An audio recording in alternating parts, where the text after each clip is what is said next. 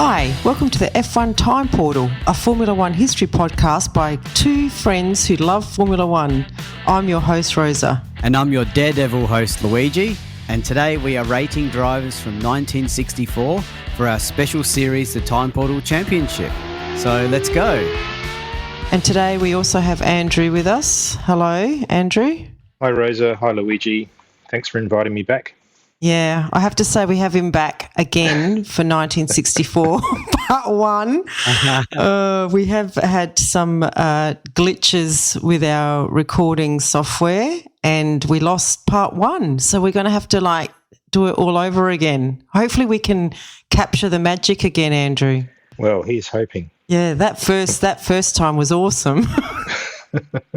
Yeah, so what this means for those, it was awesome, but what this means for the rest of you is we're going to go up to race 6, the German Grand Prix. You might find that we're making comments in the second episode that don't make sense to this episode. So there might be a couple of those in there, but just go with it. Yeah, you know? It's all part of the fun. That's right. Yeah. And I need to explain the Daredevil thing because I had to quickly look it up. And many of you are aware that in the comics world, especially Rosa with your partner, there's Marvel versus DC. Yes. What side are you on, Rosa and Andrew? Oh, gosh. I'm probably sitting on the fence, to be honest. I don't really have an affinity for both. I'm not even near the fence. You're in the paddock. I'm in the paddock. Yeah. Oh, funny. Well, the reason why I said Daredevil was because Marvel created a character called Daredevil to compete with DC Comics' recreation of Batman in 64. Oh, wow. So Batman was he's big. He wasn't big. He's big now in 2024 as we record this, but in 64 they were just bringing him back from the comics or something. And Daredevil didn't quite make it. Right. Did he? That was a failed. Yeah, I was probably more a wacky racist sort of guy, so I don't know whether that sort of counts. That old gem. We talk about that in the second episode, I think. Is that Muttley? Yeah, is that the Dick one with Muttley? And Peter Perfect and Penelope Yes, Pitstop. I used to. Yeah. Good times. Okay, shall we get to the season? Yep. Yeah. So just a quick reminder, as most of you know already, perhaps, that we do these rankings independently of one another. And Rosa only sees them briefly to do the points accumulation, but for myself and Andrew, the others are a surprise. And we do a very short race review. So if you want the proper detailed race review, you should listen to the full episodes. These are like quick 1-minuters. So, yeah. Shall we start with our debut race, the Monaco Grand Prix? Yes. I'm trying to learn how to say Monaco instead of Monaco. Yeah. I'm trying, yeah. So the short review is that Clark gets pole position by 0.1 of a second from Brabham. In the race, Clark took charge and had a big lead at the very start, but he damaged his anti-roll bar.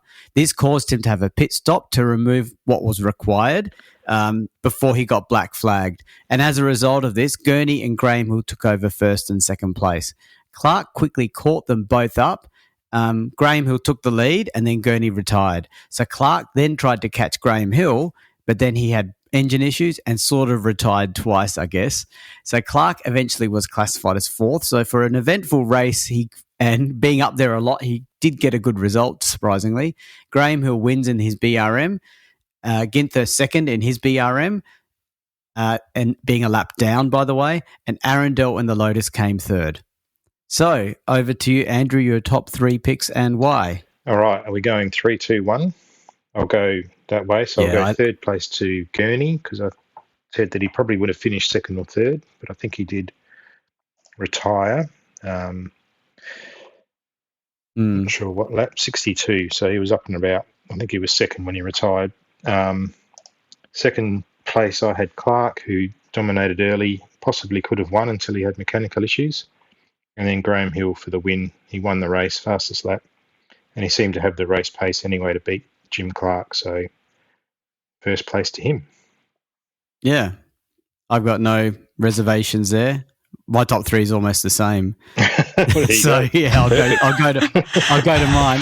Yeah, otherwise I'd be attacking. I'd be attacking Luigi seal myself, of right? So, yeah, that's right. So I've got Gurney in third, and he was right. Like I said, he was right up there in second before his car retired, and he was there the longest before his retirement. Like he was there over half the race, so I think he deserved to be up there. And Gurney is one of the guys that just should have had so much more success in Formula One, if not for retirements. I actually had Graham Hill in second. I know he had a solid drive for the win, and he did seem to have the measure of Clark once he had the lead, but he only got the lead because of Clark's issues. And that's why I put Clark first, because I felt like he had the race in the bag. He even after he had that roll bar thing cut off, because that's what they literally did, he almost won the race a second time. And then the engine issue happened. So I really felt like he had this race in the bag. And considering I don't know if this is much of a spoiler about Clark's history at Monaco. Should I say it or not, Rosa? Yeah, I reckon. Yeah. Considering he doesn't ever win this race, I feel like I repeatedly talk about moments like this that he should have won. Yeah. Well, I've gone a little bit different to you guys. Oh, okay. Here we go. Yeah. I think I'm starting to get like deja vu. Okay, so I actually put Graham Hill in third place. I think he was lucky to win mainly due to others' car issues. So I think I've just taken your reasoning, Luigi, and just actually doubled down on that. I've put Arundel second. I thought that was a really good debut, sixth to third. I didn't, I think that was a good, and I've put Clark first. He should have won, but for car troubles. Some of it was his own fault. He did make a rare mistake and he went too fast through the chicane, I think, at the harbour, and he caught those straw bales. So some of it was his fault, but I just can't go past Clark. I put him first. So, all right. Yeah, it was a good podium for Arundel. Yeah. So you're right. It's a good call out. 3 laps down, but, kudos for getting there in the end. How many cars finished, Andrew? This is not a lot, I think. Yours.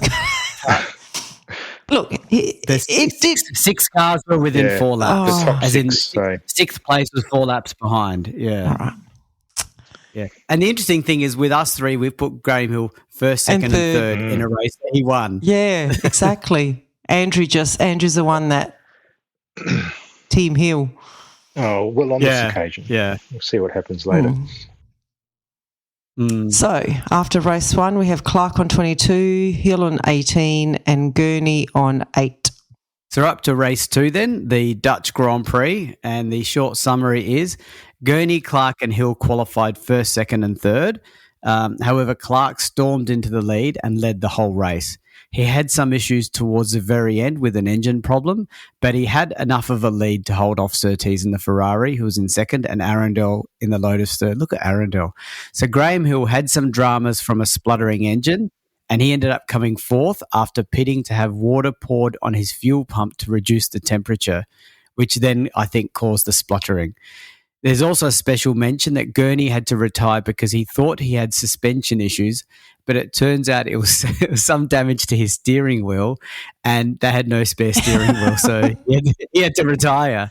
So that's a very unusual thing that happened. So over to you, Andrew. All right, so I went Graham Hill for my third place because he overcame difficulties several times to get into the points. Surtees second. It's a fairly comfortable second, the only driver on the lead lap. And Jim Clark dominated the race. The only thing he didn't do was take pole position, but he won pretty easily and seemed to have it in hand the whole time. You get my seal of approval again because I've got the same top three, Rosa, but in different Rosa's order. Was, anyway. Yeah. She's got this Arundel quirk, pretty much. Yeah. Well, I'm hoping Arundel gets points So for I've Rosa got- this time because he was only a lap down, not 3 laps down. We'll see. Yeah, We'll that's just have to wait and see. So I've got Surtees in third for getting a solid second place. Then I've got Graham Hill in second for, these are not very good details, I have to admit, but just a persistent drive. And Graham Hill did end up finishing, finished fourth despite his challenges with that, the water pump thing. And Clark first, couldn't go past him, just a totally dominant win. So, yeah, so almost the same as yours, Andrew, but slight shuffling of Hill and Surtees. Well, aren't you two like two peas in a pod? Yeah, I know. Great minds. Scary. Think alike. Yeah. Yeah. Well, I've put Arundel third. Second race. Well, at least you're consistent. Again, a good finish. Yeah, sixth to He's third. consistent. You're consistent. Thank you. I've put Surtees second and Clark first. So I think I'm the greater mind, but, you know. Yeah, nothing more to say really. Solid drive by Surtees and, yeah, Clark was too strong in the end. So after race 2, we have Clark on 46, Graham Hill on 28 and Surtees on 16. I think actually looking at my tips so far, I think this is during my not getting impressed much by Graham Hill era. Yeah, you're not giving him much. I'm not giving him much at all. Yeah. Yeah. And Arundel, he's in the he's in the Lotus. He's in the Arundel fan club. You may be the only member. Probably. I'm the Well, he's made his debut. He's finished in the podium each time. He's really showing himself to be like potentially a star of some sort. Yes. You know, like it's not often you see drivers do this on their debut, and when their teammates Clark, exactly. You know, there's someone ahead of him pretty much most of the time. So to get on the podium is pretty damn good. So. Yeah.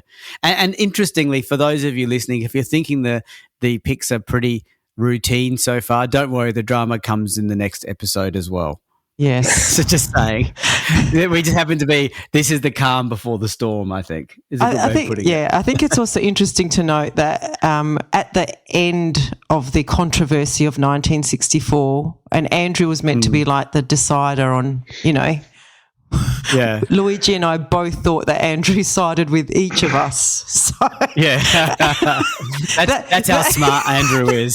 That's just so funny. Like I didn't actually sit on the fence, but you both thought that I agreed, which that's fine. Yeah, I know. Yeah, diplomacy at its best. I don't know how you managed it. Oh, that's funny. Yeah. Okay, so we're up to the third race of the season, the Belgium Grand Prix. So Gurney got pole position and dominated the race. He was leading with 3 laps to go. And then, and I'm going to try to in the race review, it does it much more justice, but I'm going to capture what Mike Lang quoted. He said, "Now followed a succession of events which produced one of the most dramatic finishes to any Grand Prix." So this is, if there's an incentive to listen to the race review, that's it, right? So the short version of it is, Gurney was running really low on fuel. He goes to, this is all in the last 3 laps, mind you. He goes to the pits, finds there's no fuel left. Now, this is the guy that there was no steering wheel in the last race, remember? So he gets set back out. Graham Hill inherits the lead, but he has fuel feed problems on the last lap. He's out. McLaren, so he takes the lead, then falls out. McLaren has battery problems, but he takes the lead, but his engine dies. He's out. Gurney is catching McLaren, who is leading before the dead battery happened. And he's obviously, he must be in low revs, first gear, whatever, right? And he runs out of fuel and he's out again. So Clark goes through to win the race and he himself runs out of fuel on the slowdown lap. So with all that confusion, the final top 3 in the actual race was Clark first, McLaren second, and Jack Brabham third, who we didn't even mention because he must have just been behind all the drama. With a full tank of gas. Yeah. So, listen to the race review. It's an awesome one, that one. So over to you, Andrew. Yeah, so pretty hard to work my way through that mess. But at the end of the day, I went Clark for third because he won the race, even though he didn't seem to be the fastest throughout the day. Mm-hmm. I had Graham Hill second because he looked likely to win until he ran out of fuel.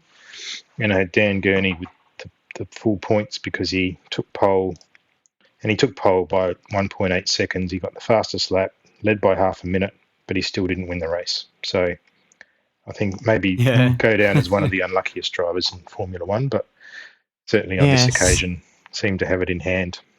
I'd say second to Sterling Yeah, Moss. he's certainly given it a shake. I don't. Yeah. Yeah, he's giving Sterling Moss. Like Sterling Moss is retired at this stage and watching this and getting worried about his reputation. Yeah, as being the unluckiest driver.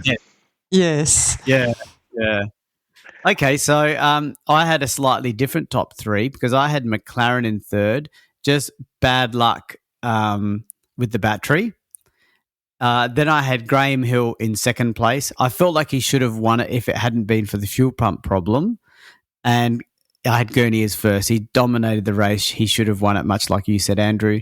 And it's one of the few times that I've done a TP where the winner wasn't even included in my top three. I was just about to say, you didn't even include the winner, and the winner is Clark. I know, and I respect Clark a lot, but he even Clark probably would write this down as one that he didn't deserve to get. Yep. He would know that. Yeah, he was a lucky win, you know. So, there's got to be for the other guys. I mean, Paul Gurney didn't have a steering wheel. Come on. And then not steering wheel. Sorry, not steering wheel. The fuel. I got mixed up. Yeah. To the pit. Yeah. Next time he has to bring his own fuel.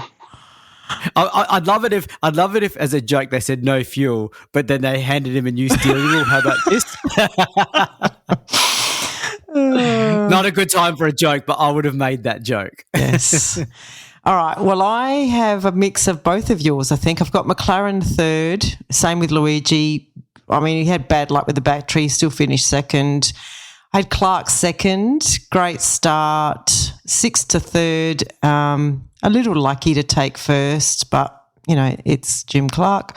And, yeah, I had Gurney first as well. 40-second lead with 1 lap to go before running out of fuel. That's just a killer. That's very unlucky. Yeah. So, yeah, he got my first as well.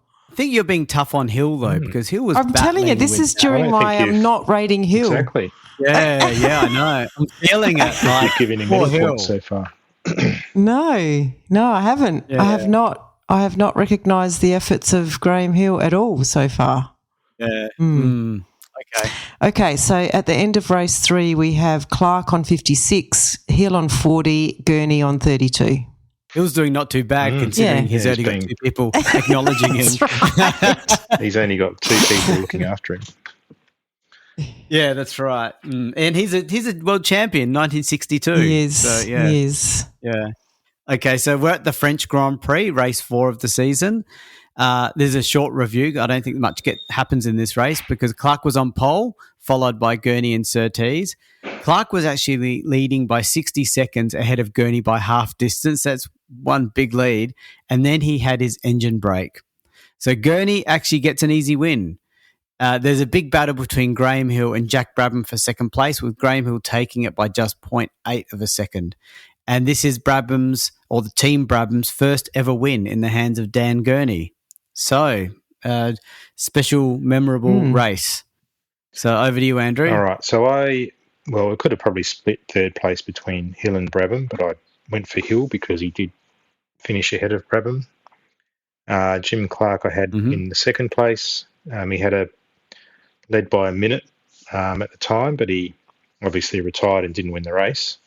And I went Dan Gurney for first because he did win easily in the end, despite inheriting the lead. So, yeah, I gave him 4 points. I think he won by about 24 seconds in the end. And obviously first win for Brabham, so good to acknowledge that. Yeah, but you didn't put him in the points. Who? Brabham. Brabham, yeah. Jack Brabham. No. You got to specify the person versus the team. Gurney was in a Brabham car. Okay, got it. Well, you could have split him and Hill, but, Hill beat him home. Yeah. And I'm surprised you didn't put Clark. Like, he had a 60-second lead, half distance. Clark, I put him for second place. Yeah, okay. Yeah, I think that's a bit tough on Clark. However, the only reason I'm not kicking up a stink about it is Gurney should have won at least the last race and maybe the one before. So it's like he can get this one. It's no problems. You know what I mean? Yeah, okay. So for my top 3, I had third in Brabham. He set the fastest lap and it was his car that won the race. And the reason why I didn't put Graham Hill in there was because while he did an excellent comeback drive himself, he spun and put himself in that situation. And if I can quote the great Andrew, what was your words? You don't No, reward don't mediocrity or something like that. Generally, no. Yeah, and I would say he had a mediocre moment, and therefore cost him my third place. If we ever get big enough to have merch, that's definitely going on a T-shirt. Yeah. So I had Gurney in second, the race winner. First race win for Brabham. So just an awesome result, and he really deserved it. But I couldn't go past Clark. He was the true winner, if not for the car breakdown. And I just, we all know Clark wins a hell of a lot, but at the end of the day, he deserved this one, and he didn't get it. So there you go. So for the same reason that Clark won the last race, and he didn't even get in my top three, it works both ways. Yeah. Very consistent there. I actually split Brabham and Hill for my third place. So both of them got 2 points. So it was really good, close battle. But, couldn't split them in the end at 0.2 of a second. So, they get 2 points each. Put Gurney second. I said here in my notes, lucky to inherit the win, but I don't know, that's maybe a bit too harsh. But I think Clark would have won it. 60 seconds ahead halfway through the race. If he would have romped that in if it hadn't been for his car breaking down. So I've given Clark the win. And I like how you give Graham Hill he's third. Shared some points. You can't even give him the full point. He can only share them. He's not allowed to have it on his own. Yeah, like Rosa reluctantly. Like if there's a board of directors in Rosa's mind, this board of director was like, "You just have to put Hill in," and there was a big discussion in the board. All right, I'll put him in, but I'll put him in with the least. If there were two other drivers I could have shared that third spot with, he would have just got 1 point. I would have done it, I reckon. Yeah, and to make it even clearer, you in that equal points, you put Brabham ahead of Hill. Even though it's the same points, you just put them in that order. Yeah. But, you make a good point. He did make a mistake. So he possibly should have been left out. So he's done well to actually get in my points at all. Yeah. Okay, fair enough. He did come second, which is a tough call for me to leave him out. But, yeah. Okay, so after 4 races, Clark is on 78, Gurney's on 52, and Hill has dropped down to third on 46. That's interesting. So we're up to race 5. Actually, before you go on, Luigi, and it is also hilarious that Surtees is 4th on 16. Yeah, so and we all know because that he wins his championship. Yeah, but I think if you look at the championship standings after 4 races, Clark leads on 21. Graham Hill's on 20, and equal third are Ginther and your mate Arundel on 11. So, see, they weren't scoring a lot of points. No, Ferrari comes strong in the second half. That's for sure. Yeah. Yeah, so Arundel's not such a silly pick now, is he?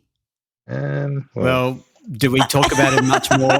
Well, so far. Yeah, he's got a bit of attention. I'll give him points for that. All right. Yeah.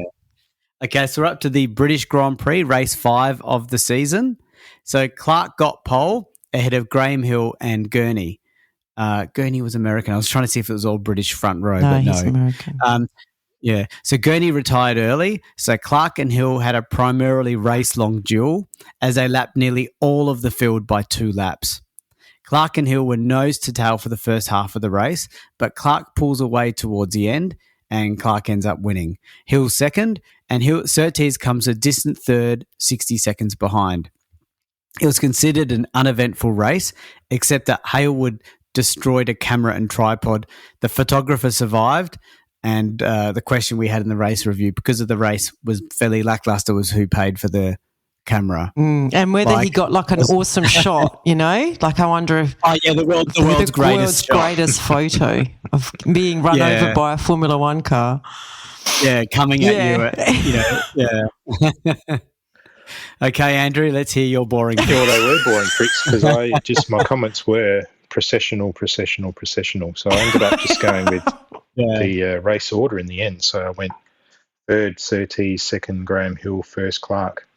And bearing in mind that Clark did the clean sweep of pole, winning the race and fastest lap. So, yeah, pretty uneventful and boring picks, but couldn't really find anyone else to throw in there. It matched the race. Yeah. And my top three matched that exactly.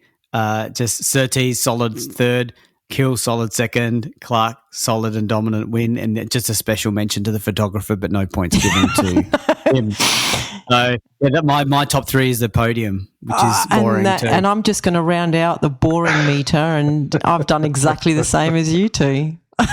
Yeah. But let's give the race some credit. For the first half of the race, Hill and Clark were nose to tail. So that would have been exciting. And for the British fans to see that would have been a good spectacle, at least. It is interesting, though, because it was the first race at Brands Hatch, which generally is, not a bad track. And I think back then would have been quite a challenging circuit. But, I think everyone obviously minded their manners and just tried to bring it home. Yeah. Rosa, you might remember this better than me, but remember when we did the race review, I can't remember if it was this race. Was this the race where Mike Lang said all the British fans were there to see Clark win? Oh, yeah. It probably was this race. It probably was this race. It was one of them. And it was such a funny bias thing because it's like, what about Graham Hill? Yeah. He's also British. I think it may have been 63 because it was like Graham Hill was the defending champion and British. Oh, there you go. But, we did figure out that he was a big Clark fan and not so much a Graham Hill fan. Yeah, that's right. Okay. All right. So what's the total after look like? 5 races, we have Clark on 102. Graham Hill's back into second place on 64, only because I couldn't figure out how to leave him out. And Gurney is on 52. And Surtees has jumped up. He's on 28 now. So maybe the start he's of closing in. His charge. He's he's closing into within 30% of Clark's points. In not that long a season. How many races are there? 6. We're up to race 6 now, but I think it's only 10 or something, right? So, yeah. Okay, so we're up to the 6th race, the German Grand Prix. So Surtees is on pole position, followed by Clark, Gurney, Bandini and Hill. So you'll start seeing I'm going to mention people like Bandini. We haven't heard anything of him this year so far, have we? No. But did he drive the whole season though, Louis? I don't know. I'm pretty sure he did. I don't know whether he came in for someone. Do you know Andrew or? I'm just quickly looking while Andrew looks. Bandini. No, he drove all the races. He was there from race 1. Yeah. He was in the previous But he had a lot of race. retirements. So he retired in the first 3. I'm just going through. First 3 races. Oh, okay. And then started to... started to come good. Yep. Yeah, all right. Yeah. So Bandini, what was he? 1, 2, 3, third on the grid, pretty good, ahead of his teammate. So his team leader, I guess, Surtees. So Clark takes an early lead, but Surtees passes him. Then for the first half of the race, there's a tough battle between Surtees and Gurney, and they change the lead many times. Clark retires mid-race. Gurney retires because of radiator damage, causing his engine to overheat. And essentially Surtees wins easily, with Graham Hill nursing his car a distant second and Bandini even more distantly finishing third. Okay. Right. Yeah. So, I went for top 3. Graham Hill for third place. He had a consistent race.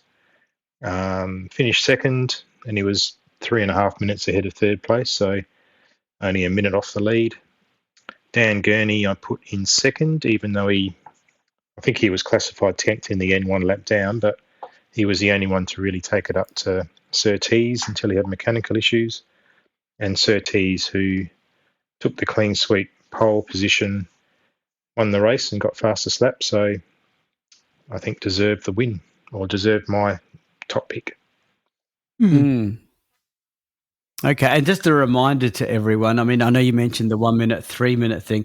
The qualifying pole on this was 8 minutes 38. Yeah, so the 3-minute gap is not half a lap. It's still pretty decent, by the way, but half a lap is not such a big deal in today's Formula One, if you know what I mean. Yeah, so I had the same top three, so it's giving it away, but I had Graham Hill in third for a solid second place. Gurney in second. He was battling for the lead for half the race and just unlucky to be retiring again. And Surtees in first. Strong win and performance. He saw off Clark at the start and had a good battle with Gurney and stood it and withheld it. And I don't think Ferrari had won a race at this point this year. So this was like their first win and first win in a while, I think. They certainly didn't win much in 63 because Clark won everything just about. So, so good win and comeback for Ferrari. And I had exactly the same as you guys. So, yeah, Graham Hill kept out of trouble to finish second. Gurney, good battle. Bad luck ending his race 1 lap from the end. But Surtees, I had to give it to him just with the pole, the battle with Gurney, and then, a bit lucky that Gurney had engine issues. Who knows whether he would have been able to battle him for the win in the end. But, in the end, a dominant pole position and win. So, Yeah. Oh, so after 6 races, we have Clark on 102, Graham Hill on 76, Gurney on 70, and Surtees on 52. He's now past the 50% mark of Clark's points. The interesting thing is in the actual championship, Gurney's not even in the top 6. So just shows how unlucky. Yes. He's been. And that's why I think our TP championship has more credibility. Let's not worry about what really happened. I don't know that credibility is the right word, Louis. I think there's something about, righting some wrongs, but I don't know about credibility. Well, that's what helps me sleep at night. When you see injustices of the world happen, like Gurney having like no fuel, no steering wheel. Come on, the poor guy. Yeah. I mean, I think he's passed on now. I think he might still be around. I'm not sure, but people are not going to believe him when he says these things. You know what I mean? He died in 2018, Louis. He was 86 years old. Yeah, I'm glad he survived to live to that age. In this era, that's a win. Yeah. Yep. Okay. I think that's the end of part 1, and hopefully there's a good connection to part 2. And hopefully I got race 7. The next race is the Austrian Grand Prix. I'm pretty sure I checked. The next race should be race 7. So I hope we haven't done Germany twice. Or missed one. Or missed one, yeah. I do remember last time I was giving you much more shit for the Bandini Hill incident in part 1. I think I was revving you up quite a bit because the emotions were high at that time because we'd just done the race review. We were positioning ourselves. Yeah. Yes. Oh, that's right. If I recall correctly, I think it's in part 2, but I make many references to pin this moment and pin this moment. But Bandini hasn't been that active, so I think the pin this moment stuff is in part 2. So part two of 64 TP is a note. You can't miss it. I know we've had a few races in this one where we've had the same pick within the 3 of us twice. Yes. That's not often. That's very rare. No. But yeah. All right. Well, thanks, guys. Right, thank you, Andrew. Yes, see you for part 2. Okay. Bye. Bye. Bye, everyone. We have a Patreon. Yay, we're a professional podcast now. So it means a lot to us if you are able to support the F1 Time Portal podcast. For a small monthly fee, you not only get ad-free podcast content, you will also receive special episodes that are exclusively uploaded for our Patreon financial supporters. We promise at least 2 additional exclusive episodes each month aligned to the decade we are up to in the show. And you will also be able to make suggestions about any special episodes you may want us to research and present. We can't promise that we can do all of them, but we will consider them. So, if that sounds like an entertainment bargain to you, go and sign up at patreon.com/F1 Time Portal today. If you're enjoying our podcast, please tell your friends and non-F1 friends alike. Yeah, and don't forget to rate us 5 stars or whatever highest is available on the podcast platform that you use. We have a range of social media handles for you to connect with fellow listeners, so look up F1 Time Portal on all the usual platforms. Or visit us at www.f1timeportal.com or email us at f1timeportal@gmail.com. We would like to give credit to our primary reference materials, a series of books called Grand Prix by Mike Lang. We also use many other written and digital references, which are in our show notes. Thank you for your support. Thank you.